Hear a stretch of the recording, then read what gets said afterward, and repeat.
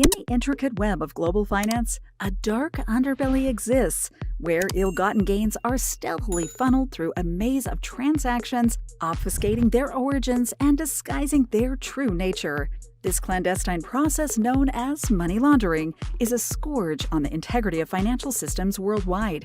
From drug cartels to corrupt politicians, money launderers employ a variety of sophisticated techniques to cleanse their dirty funds, leaving a trail of deception in their wake.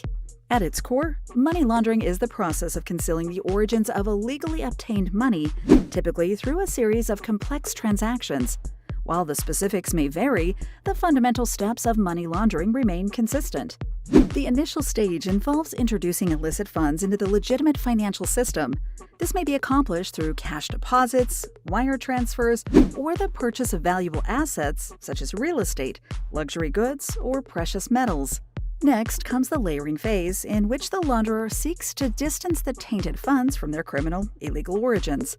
This often entails a series of intricate transactions, including transfers between multiple accounts in different jurisdictions, the use of shell companies, and the creation of complex financial structures to obfuscate the paper trail. Finally, the laundered funds are integrated into the legitimate economy, appearing to be the proceeds of legal activity. This could involve selling the assets acquired with the laundered money or using them to finance legitimate businesses, effectively legitimizing the tainted funds. Here's an example illustrating how money laundering might occur through a seemingly legitimate business, utilizing the aforementioned 3 stages. Imagine a scenario where a criminal organization is involved in drug trafficking and has amassed significant profits from its illicit activities. To launder their ill-gotten gains, they decide to establish a chain of retail stores selling high-end luxury goods such as jewelry, designer clothing, and accessories. The criminal organization starts by depositing large sums of cash derived from drug sales into the bank account of their newly established retail store. They also use cash to purchase inventory for the stores. Once the cash is in the business accounts, the criminals begin to obscure its origins through a series of complex transactions. They transfer funds between multiple accounts, both domestically and internationally, using wire transfers and shell companies to further complicate the paper trail. They may also engage in fictitious invoicing or inflate the prices of goods sold to create additional layers of complexity. Finally, the laundered funds are integrated into the legitimate economy. The criminal organization uses the profits generated from the retail stores to purchase additional businesses or real estate properties. They may also invest in legitimate ventures, such as restaurants or hotels, effectively legitimizing their ill-gotten gains. In this example, the criminal organization has successfully laundered its money through a network of seemingly legitimate businesses. Despite the appearance of legality, the funds used to establish and operate these businesses are derived from illegal activities, making them complicit in the money laundering scheme, knowingly or not. Money launderers are adept at adapting to changing regulatory landscapes and technological advancements. In recent years, the rise of cryptocurrencies has introduced new avenues for laundering illicit funds. Virtual currencies offer a level of anonymity and decentralization that traditional financial systems struggle to match, making them an attractive option for criminals seeking to evade detection. Techniques such as tumbling or mixing services allow users to obscure the origins of their cryptocurrency, holding by mixing them with those of other users, effectively laundering the funds in the digital realm. Additionally, the proliferation of online marketplaces and dark web forums provides a platform for the illicit exchanges of goods and services, further complicating efforts to trace and interdict criminal proceeds. The ramifications of money laundering extend far beyond the realm of finance, permeating every facet of society. The vast sums of illicit money flowing through the global economy fuel organized crime, corruption, and terrorism, undermining the stability and security of nations worldwide. Moreover, money laundering erodes trust in financial institutions and threatens the integrity of the entire financial system, jeopardizing economic prosperity and societal well-being. To combat the scourge of money laundering effectively, a multifaceted approach is required. Financial institutions must implement robust anti-money laundering (AML) measures, including Know Your Customer (KYC) protocols and transaction monitoring systems to detect and deter suspicious activity. Moreover, regulators and law enforcement agencies must collaborate across borders to disrupt and dismantle money laundering networks, prosecuting those responsible and seizing illicit assets.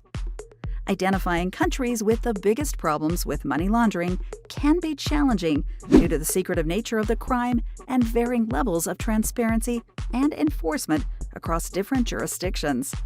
However, several factors contribute to making some countries more susceptible to money laundering than others. These factors may include weak regulatory frameworks, political instability, corruption, proximity to major drug-producing or trafficking regions, and the presence of offshore financial centers. While it's essential to acknowledge that money laundering can occur in any country, some regions have gained notoriety for being associated with higher levels of illicit financial activity. These regions often appear on international watch lists and face increased scrutiny from regulatory bodies and law enforcement agencies.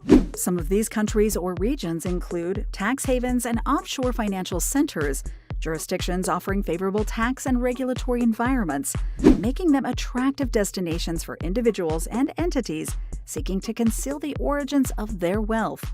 Examples include the Cayman Islands, the British Virgin Islands, Panama, and Switzerland.